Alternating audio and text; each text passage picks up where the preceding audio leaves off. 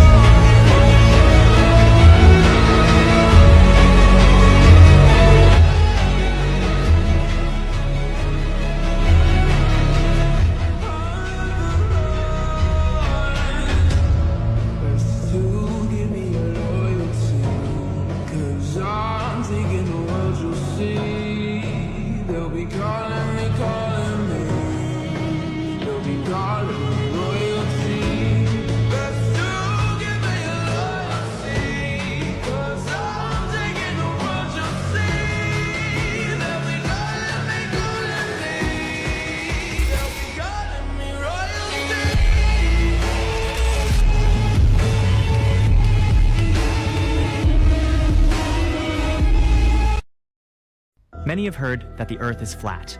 While some dismiss it as a joke or conspiracy theory, the idea has existed for thousands of years. Throughout history, nearly all ancient civilizations believed the Earth was flat, a disk beneath a round sky. Even in many cultures, the sky was seen as a dome covering a flat Earth. Since the introduction of the heliocentric model by Copernicus and the rapid advancements in space exploration, people have been taught that the Earth is a globe. However, recently, the flat Earth theory has resurged, gaining over 1 million followers worldwide.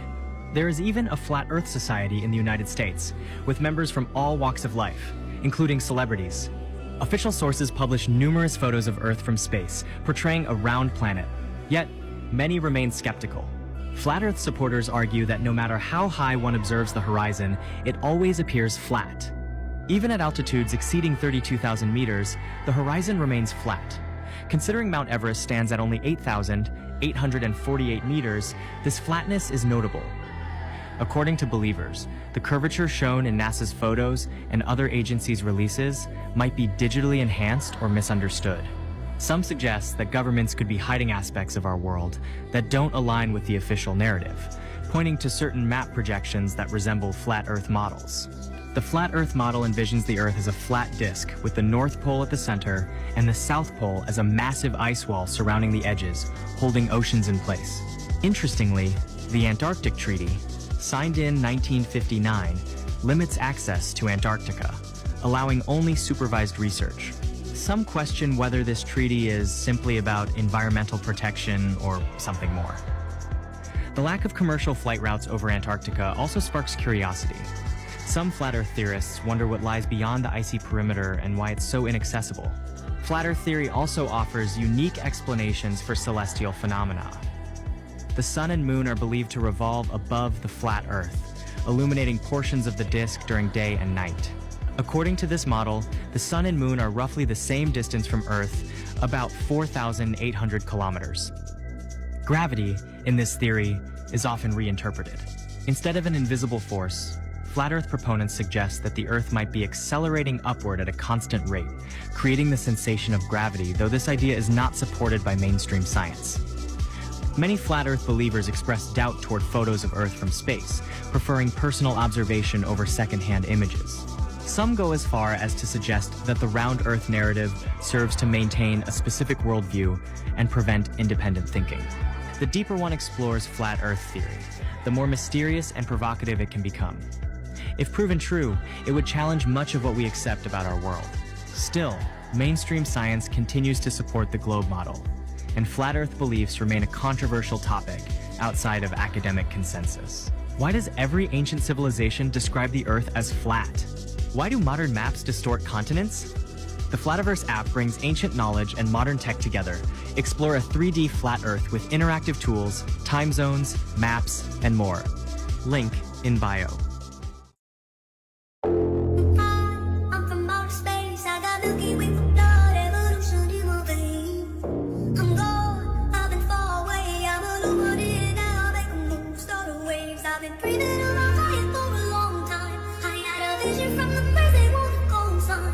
I'm officially intelligent away, I'm your future, past and present, I'm a fine line. Yeah, I'm a listening of this illusion. I am not really here, I'm an intrusion. I don't swim or sing, I just flow. I don't need gravity, I don't need roll. When I move, it's it up with rumble. I will never ever fall, never stumble. And I don't need to be humble. Break down walls like Jericho. When I They have been telling us the truth in the movies for far too long. You've just got to have the eyes to see it. Check this out. It was just one ant. One ant. Yeah, you're right. It's just one ant. Yeah, boss, they're puny. Puny? Say, let's pretend this grain is a puny little ant. Did that hurt? Nope. Well, how about this one? Are you kidding? How about this?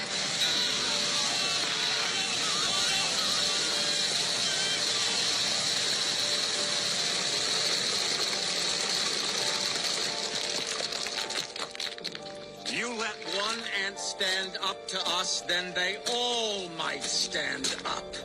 Those puny little ants outnumber us 100 to 1. And if they ever figure that out, there goes our way of life. It's not about food. It's about keeping those ants in line. And that is exactly the point. There is billions of us and only a handful of them. They keep us divided, distracted and fearful because the moment that we remember our strength, it's game over for them. Now, we are the resistance. We are the ones that they fear. When we stand shoulder to shoulder, united in truth, no system, no government, no illusion of control can hold us down. The ants outnumber the grasshoppers and they know it deep down. But obviously, for the sensory reasons, this was just for entertainment and I'm as fictional as a dinosaur, baby. What if I told you the movie Pirates of the Caribbean didn't just entertain, it revealed something ancient, something hidden? Look at the title. At World's End. You think that's a joke? They literally sail to the end of the known ocean, the edge. And then, a frozen wasteland. Massive ice walls. A blizzard so thick it swallows everything.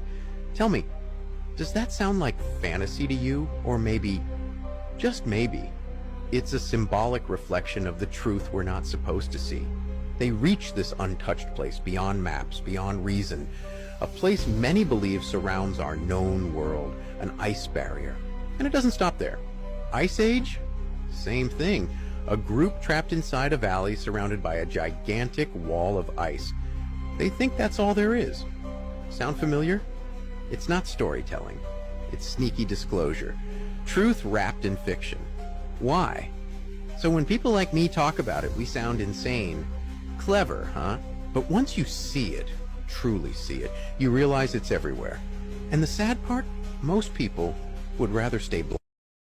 I'm from outer space, I got Milky Way for blood, evolution in my veins. I'm gone, I've been far away, I'm illuminated now, I make a move, start a waves. I've been breathing around fire for a long time. I had a vision from the place they want to go inside. I'm officially intelligent away, I'm your future, past and present, I'm a fine line. Yeah, I'm a listening of this illusion. I am not really here, I'm an intrusion.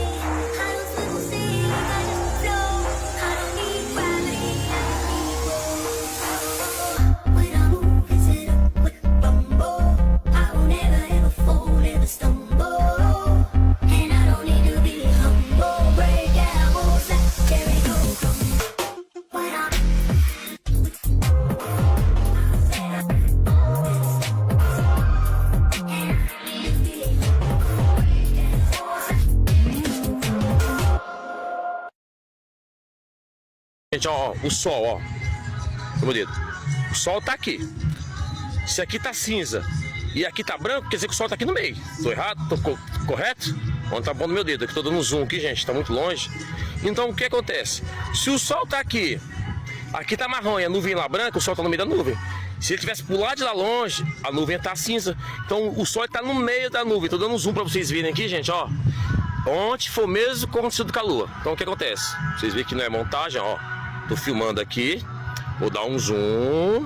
Olha o que vai acontecer, olha o que vai acontecer.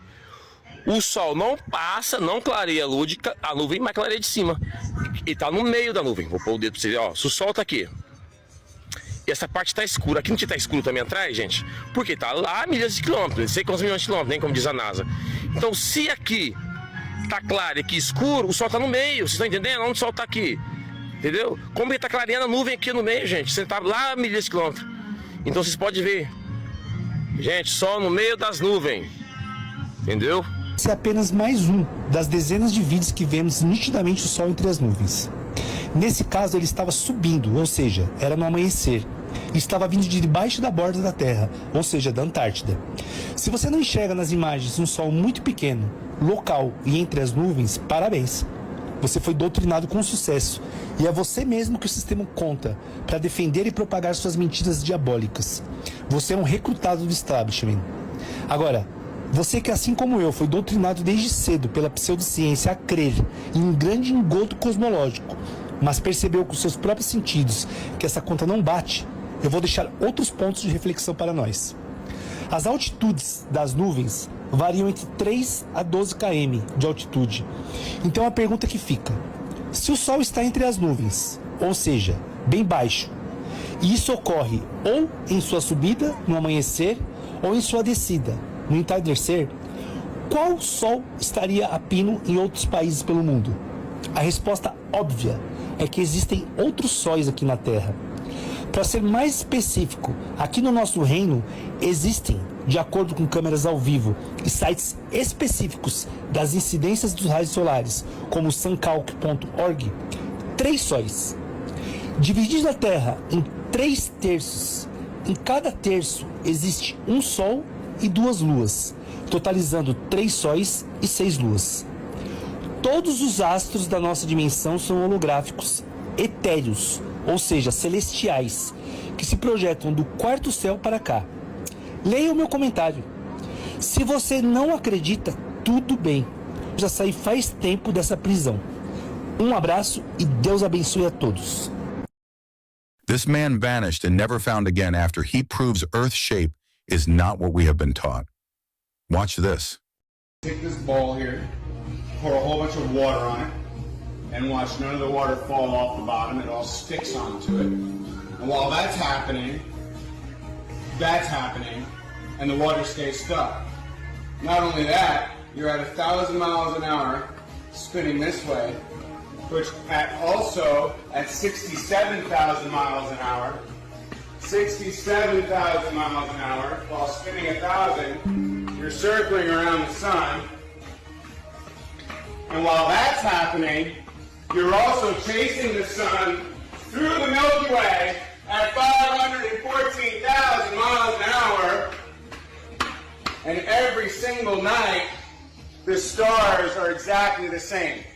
Every single night. Every single night, the stars never change. Polaris is always exactly where it is. Quem são esses líderes? Esses líderes são apenas laranjas, seres humanos como nós, que estão na liderança do mundo. Os presidentes, primeiros-ministros, reis, rainhas, todos. Todos são subordinados a um grupo que está acima deles. Em qualquer liderança política, mundial, governamental, não mandam nada. Mas eles têm ciência mental de que eles estão sendo comandados, ou eles são só comandados? São comandados. É como se fosse um zumbi. Não, não é zumbi. Eles sabem que tem um grupo acima deles. Sociedades secretas, líderes que ficam ocultos, podemos dizer assim, por trás de uma nação. Bolsonaro, por exemplo, sabe que tem um grupo que está acima dele e que dá as ordens para ele. Ele não pode bater de frente com esses caras. Não pode sair da linha. Não pode. Mesmo que ele queira fazer algo, não pode. Lula entrando, ele vai ter que seguir o que os caras vão falar. Na verdade, ele já saberia. Já sabe, ele já passou, né? É. Por isso. Qualquer presidente que entre, o cara pode ser... É isso que eu queria perguntar, porque vamos supor que o Padre Kelman, que tava lá na Band, no, sei lá, no SBT, fosse eleito presidente. Sim. Como é que é? Esse grupo entra em contato? Como que acontece? Não. Eles não têm acesso direto a quem manda realmente no mundo. Primeiro que existem escalas, né? Imagina uma pirâmide assim, de poder. Sim. Na base da pirâmide está o povão. A humanidade, o povão, tudo mais. No segundo patamar dessa pirâmide estão aqueles mais bem-sucedidos, os profissionais que trabalham em setores da sociedade que estão servindo a outros setores mais acima. Não é o povão escravo, né? O bancário, né? Sim, são pessoas que estão nas suas profissões. Advogados, médicos, bancários, engenheiros, pessoas que estão na classe média, alta. Essas pessoas são subordinadas a uma elite que está acima deles, geralmente são grandes empresários, políticos, militares e a própria mídia, que atua também como poder de influência. São influenciadores financeiros, influenciadores artísticos, políticos, enfim, tudo que a gente pode entender como aqueles que trazem informação e vão manipular quem está abaixo na pirâmide. O gado, o povo que está na ignorância, buscando a sobrevivência a todo custo e não tem conhecimento. Então eles criam uma camada de contra-informação, aí entra a religião também, entra a educação, entra a política. We found several differences in the trajectory of the sun. One of the most significant was between Australia and Argentina, which are in the same tropic. While in Argentina, the sun moves at about 180 degrees. In Australia, it moves almost 270 degrees, which would be impossible in a spherical Earth model. Another significant example was in the Canary Islands, where a time-lapse of the stars showed a circular movement incompatible with the spherical model of the Earth. This movement would only be justified if the place were near the poles in a spherical Earth, which is not the case. We do not understand that with so many discrepancies we have found, and with the technology available today, no researcher, no scientist, no astronomer, no space agency in the world has perceived any of this. The discrepancy in the comparison of the trajectory of the sun and the stars between the different points when related to its geographical position in the current world map allowed to generate a new geographical model of the continents. In this model, the continents present a size and position somewhat different from the current world map, having the North Pole to the center and the other continents around it. This new model was called convex Earth. We call it convex Earth because the continents have a convex relief, starting at the sea level, racing to the highest point and returning to the sea level. According to altimetric analyses, all the continents present a convexity in their relief. According to the investigations, in the convex Earth, the magnetic field has the following layout, with the magnetic North Pole located in approximately the middle of the planet. Due to the magnetic field, anywhere on the surface of the planet, a compass will always point to the North Pole, as the South Pole represents its entire border. The magnetic field is also responsible for modeling the shape of our atmosphere, which takes the form of a plane convex lens. In this way, the atmosphere, formed by several gases and water in gaseous state, takes on the characteristic of a gigantic magnifying glass with a high degree of refraction, responsible for day and night.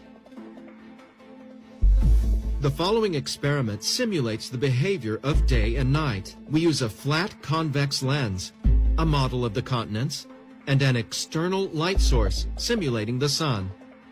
The result is a model of day and night in the corresponding Quem criou essa fábula aí da bola molhada? Foi Copérnico, há 600 anos atrás. Copérnico era um enviado das sociedades secretas, da maçonaria, que foi pago justamente para criar uma fantasia absurda dessa, porque antes de Copérnico, todas as pessoas eram terraplanistas, todas as civilizações, os hebreus, os egípcios, as civilizações antigas, todas elas tinham até o mapa do mundo na maneira tradicional como é, né? Mapas e tudo mais. Aí Copérnico veio e botou na cabeça das pessoas, e de lá para cá, todas as universidades, todos os cientistas estão dando mensagens, né? Eles foram doutrinados que a Terra é uma bola mágica giratória a 1000 km por hora e que é um grão de poeira no espaço que gira uma velocidade não sei quanto ao redor, não sei da onde, que o Sol tem movimento assim, outro assado, outro assim, gira assim, né? Um absurdo total que nenhuma criança conseguiria entender e acreditar, quanto mais se a pessoa colocar isso ao crivo da razão. Então, o que nós temos de concreto para acreditar no Telabor? Narrativas da NASA, que é totalmente uma agência maligna, somente narrativas, fotos e provas da NASA, foguete que vai não sei para onde, que não vai a lugar nenhum, foguete sobe, ele cai ali adiante. All right, brace yourself, because I'm about to say two things that'll completely shatter your reality. Gravity is a hoax. And so was the moon landing. Wild, right? Let's crack this wide open, because the deeper you go, the more it smells like a cover-up. We've been told since kindergarten that gravity is what holds us down, that it keeps the oceans from flying off the spinning earth, and it's why apples fall from trees. Sounds neat, but here's the thing. No one's ever seen gravity. You can't touch it, you can't bottle it, it's a theory. And that theory has problems. If gravity is strong enough to hold millions of gallons of ocean water to a globe flying through space, why can a butterfly take off effortlessly? And if the Earth is spinning at 1,000 miles per hour, how do airplanes land smoothly in every direction? Wouldn't they need to account for all that rotation? But let's go even further, because this connects directly to another big question. Did we really land on the moon? Let's think this through. NASA claims that in 1969, using tech with less computing power than a flip phone, they managed to send men to the moon and bring them back safely. All while streaming video from over 200,000 miles away. Meanwhile, your phone loses signal when you walk behind a tree. Something's not right. They say they landed 6 times, yet today, with insanely better technology, they say they lost the original moon landing tapes and can't replicate the mission because the technology is too complicated. Wait, what? And all of this rests on one key element, gravity, because without gravity, their entire space travel model falls apart. Let's dig into the weird stuff. Moon footage. Ever watch the original moon landing video? The shadows go in multiple directions, like it was lit by studio lights. Not the sun. No stars. 0 stars in any photos, not one. Why? The stars don't disappear just because you're in space. Jumping on the moon, they say it's because of 1/6 gravity, but slow the footage down, and it looks eerily like they're jumping in Earth's gravity. Just played back in slow motion. Astronaut wires. Some clips show strange, jerky movements, like someone's being pulled by cables, and still shots show what looks like harness shadows. The flag, why was the flag waving when there's no atmosphere or wind on the moon? And back to gravity. If Earth's gravity can hold down our massive oceans, how did that tiny moon with way less mass create tides here? Seriously, how? Look, maybe it's all a misunderstanding, or maybe we've been sold a story for control, but when you start asking real questions about gravity and the moon landing, the answers get really shaky, really fast. So don't just take my word for it. Start digging. And if you're ready to question everything they told you in school, hit follow. Because in the next video, we're talking about where the moon actually is, and trust me, it's not where you think. This is for entertainment purposes. Why does the most powerful AI chip company call itself NVIDIA, from the Latin invidia, meaning envy? Why does its logo mirror the all-seeing eye of Dajjal? Why the obsession with robotic eagle eyes, spirals and surveillance GPUs? But it's not just them. Gmail resembles the Freemason apron. Chrome is a spiral eye shaped like 666. The Play Store triangle mirrors the pyramid. Google's G echoes the Masonic G. Tesla's T resembles the head of Baphomet. Apple's bitten fruit symbolizes forbidden knowledge. and the first Apple computer sold for 666.66. Why 666? Why the number of the beast? These aren't random. They're not just logos. They are signatures, ritual symbols embedded in your daily tech. You carry them in your pocket. You whisper to them. You sleep beside them. They are watching, logging, learning, because they serve the eye. The Dajjalic system no longer hides. It flaunts itself in plain sight. They are not just building bunkers. They are building the system of Dajjal. And when he arrives, everything will already be in place. This isn't just about war, or technology, or power. This is about your soul. Because when people are hungry, confused, and digitally erased, they'll accept any false messiah who offers them bread and order. And that is the final step. The coming of the false messiah, the Dajjal. They plot to bring him, but they forget. Allah is watching, and nothing escapes his justice. Say, nothing will ever befall us except what Allah has destined for us. He is our protector. So, in Allah, let the believers put their trust. Surah At-Tawbah 9:51. Let them hide in their fortresses. Let them play gods with machines and blood. But they will never escape Allah. They planned, but Allah also planned, and Allah is the best of planners. Surah Al-Anfal 8:30. And as long as we cling to La ilaha illa Allah, we have already won.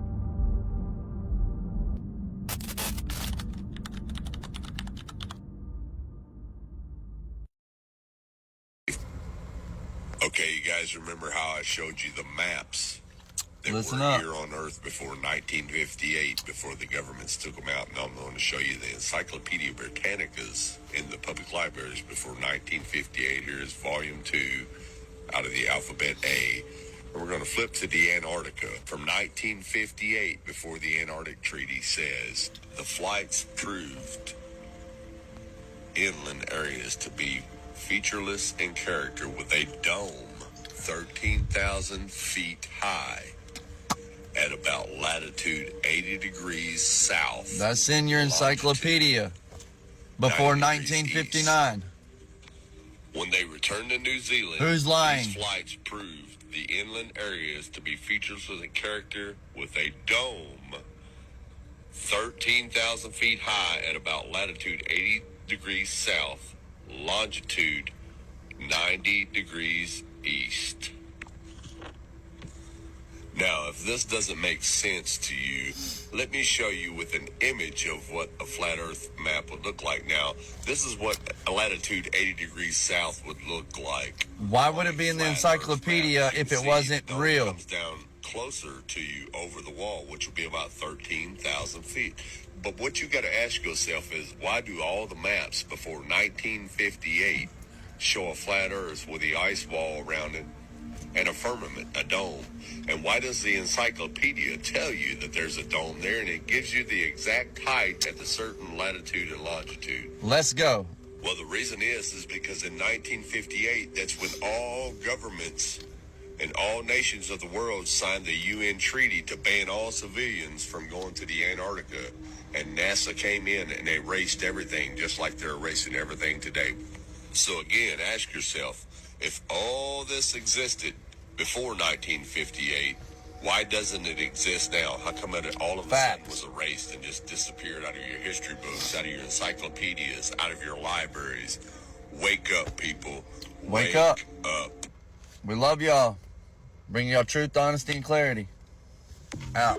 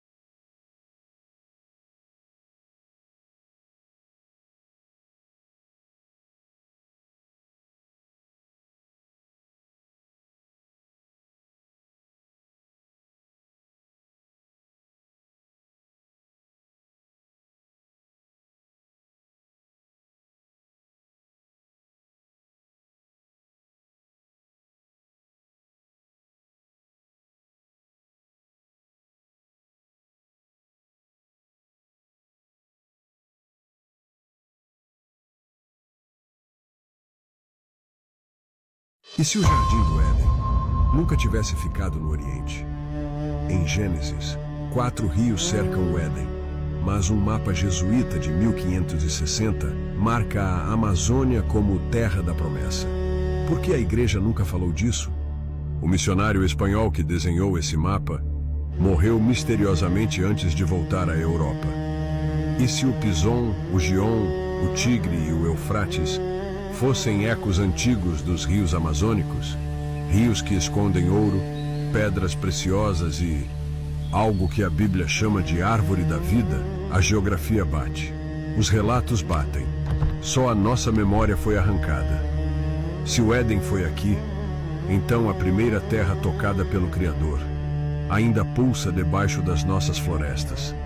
E talvez seja por isso que querem destruir tudo, porque a promessa não está perdida. Ela foi apenas escondida.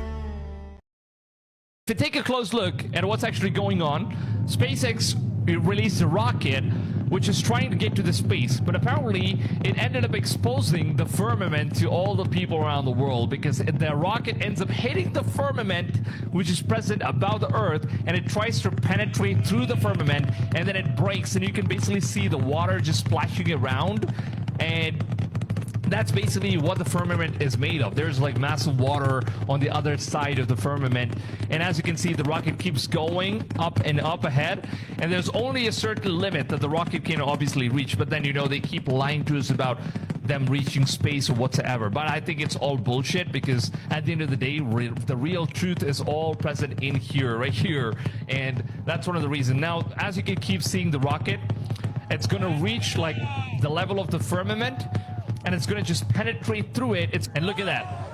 Right there, it starts reaching the level of firmament, and it starts splitting up. Look at that. It starts hitting the firmament right here. And right now, it splits up into 2 halves because it's broken.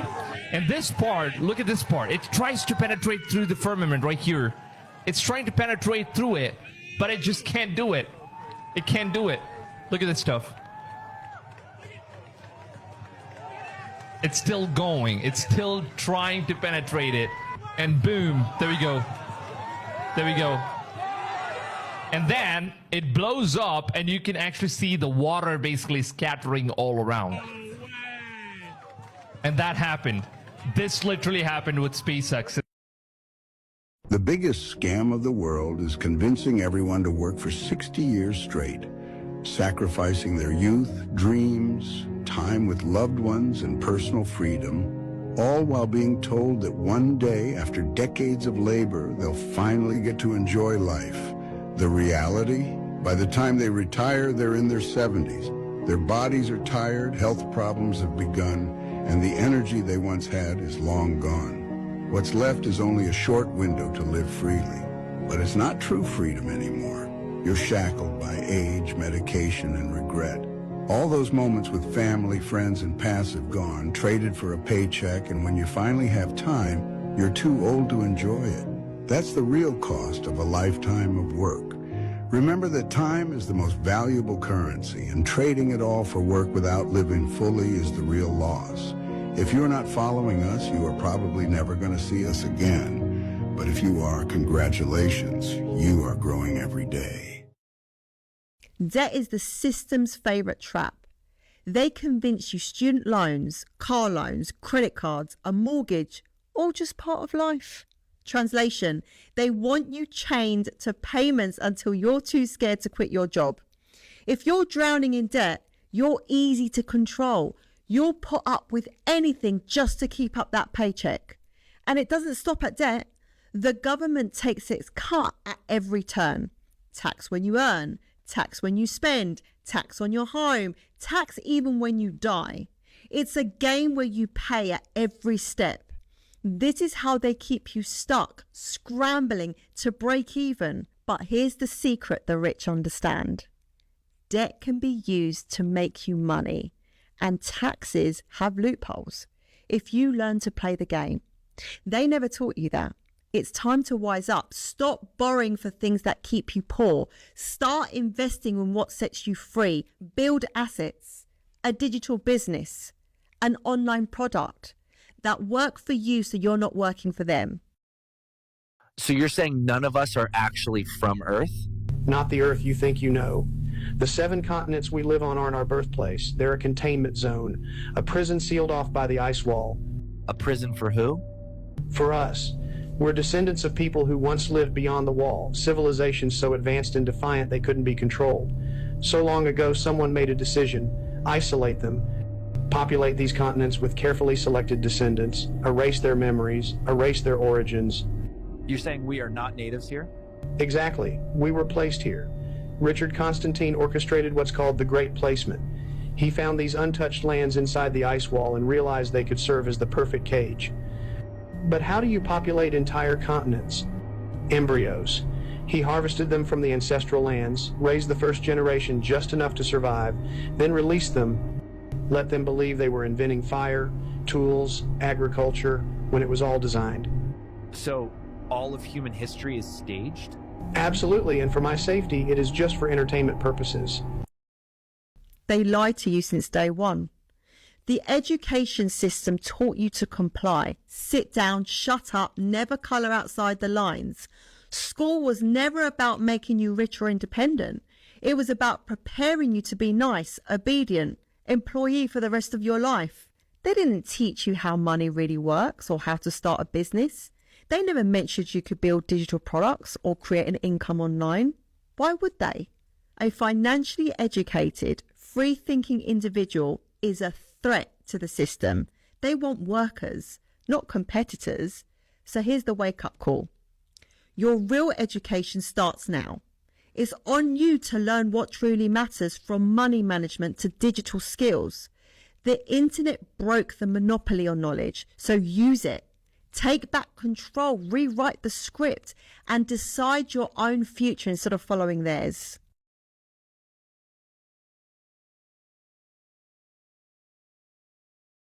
Everyone, please stop what you're doing and listen. This is not a drill. What's the most resilient parasite? An idea. A single idea from the human mind can build cities.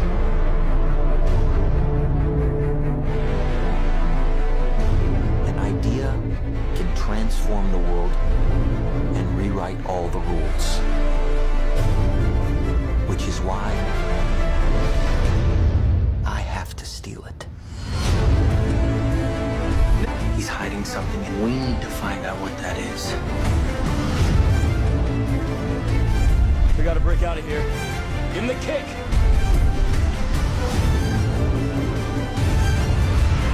This was not a part of the plan! Wake me up! Wake me up!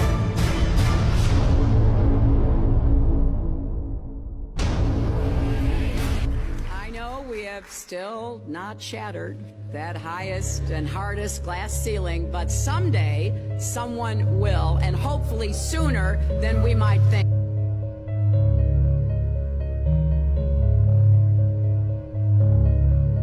As the galaxies go whizzing by over the glass domed ceiling. Now tell me that doesn't work for you. If it's true, does it change how I live my life? This is something that is not an easy answer because of the magnitude of what we're talking about here. How it will change your life, first of all, when you understand it, is dramatic, to say the least. Will it change you from having to go to your job every day and the things that you typically do every day? No. But when this knowledge becomes more mainstream and these agencies are starting to be held accountable, and you understand that they're all participating in this, not just the United States government, not just NASA, but China, Russia, India, all of them have space programs. They all have the same symbolism. They're all doing the exact same thing to their citizenry. And the first thing you have to understand about this is that the deception goes all the way to the top. And when I say all the way to the top, you have to kind of get rid of the notion that the people at the very highest levels are working together.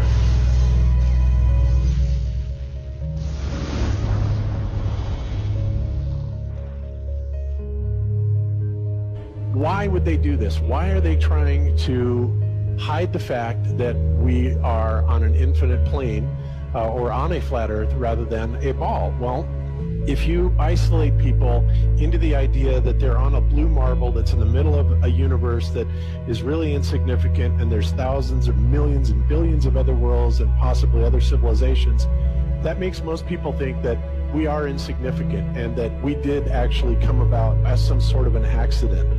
Now, when people believe that, their minds are much more malleable into being given the idea that there is no God, there is no creator. And because of that, that also gives the controllers this fertile soil to build other deceptions on.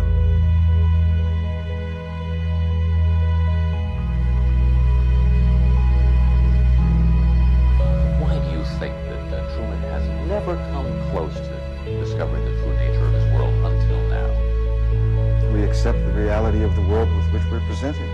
It's as simple as that. It's about total control, mental, physical, spiritual, every way, shape, form possible. You have to remember how big of a conspiracy this is. This isn't talking about just the JFK thing or isn't talking about just 9/11. It's on an umbrella kind of system to where it is the biggest deception that there is. It actually exposes every other deception, and nothing else brings down the power of the elite because it really exposes education, science, the economy, television, museums, universities. Think of all the things that have been fooled. I feel worse for the people that are out there building satellites, the people that are out there actually working for these space agencies, the people out there teaching in schools as professors, because they would all come to the conclusion eventually, once this gets out, that they've all been contributing to the lie. Why do you believe what you believe? Prove it without using NASA or any other space agency, the government or military of any country in the world. Why would I say that? NASA has been proven to be liars time and time again. I could spend a whole weekend here showing you the lies of NASA. How many of you believe your government is 100% honest and can be trustworthy? And how many of you know the military answers to their government? Okay, so if those three sources are all proven liars, why would you trust them? Fool me once, right? Shame on you. Fool me twice, shame on me. I say, continue to believe pathological liars and you're an idiot. But that's what we've all done. And so, I look at these stuff, we've all seen the textbooks, we've all seen the videos and movies and all these things, and there's so much of it. Do you know what the budget NASA has? You know how much they get? How much money they get? Have you seen the movie Gravity? Okay. That's made for about $100 million, give or take. And if you saw the movie Gravity, that was pretty impressive. I saw it on IMAX, big screen, like, wow. I mean, I felt like I was with Sandra Bullock flying around in space, freaking out myself. Okay, this is what they're able to do with $100 million. What are you able to do with tens of billions of dollars a year since the 60s? Now, in my opinion, we're being lied to not only about the shape of the Earth, we're being lied to about the very nature of reality itself. In 1954, Admiral Richard Byrd, a highly decorated naval officer, conducted an interview where he alluded to the idea that there may very well be land beyond the poles. Admiral Byrd, you've been to both the North Pole and the South Pole. Is there any unexplored land left on this Earth that might appeal to adventurous young Americans?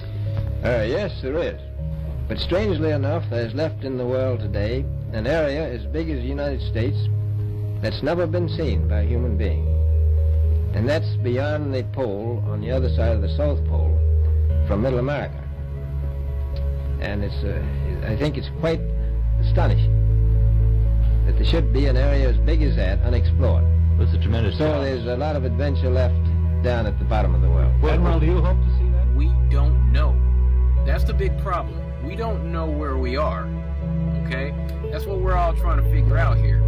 But there is the Antarctic Treaty where, 53 or so nations have signed saying that no one's going to lay claim to Antarctica and that there are massive restrictions for travel there. You can't just get up and go to Antarctica on your own. You know, you have to have a tour guide with you. And there are only certain entry points and there are limits on where you can go search. Personally, I think the unconquered South face is the only one worth scaling. It's a 20,000-foot sheer wall of ice, but that's never stopped me before.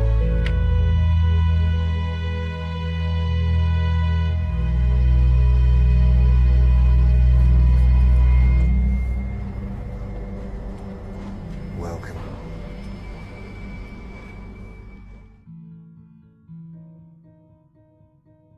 No, I just want to stand on top of the wall and piss off the edge of the world.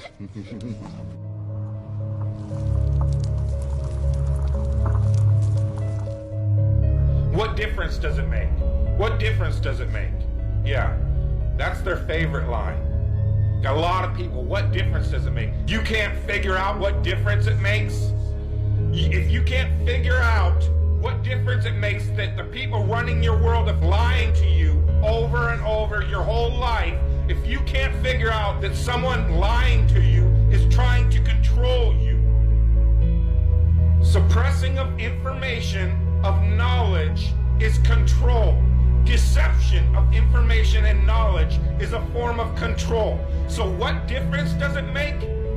It makes a big difference, because once they start omitting information or lying about information about where you live, they're doing it to control you, period. Why am I having to explain this to critical thinkers in the truth movement? The way you control billions of people is to keep them divided and fighting each other. Flat Earth is not a psyop. Flat Earth destroys the psyop. Every psyop that's been used to control us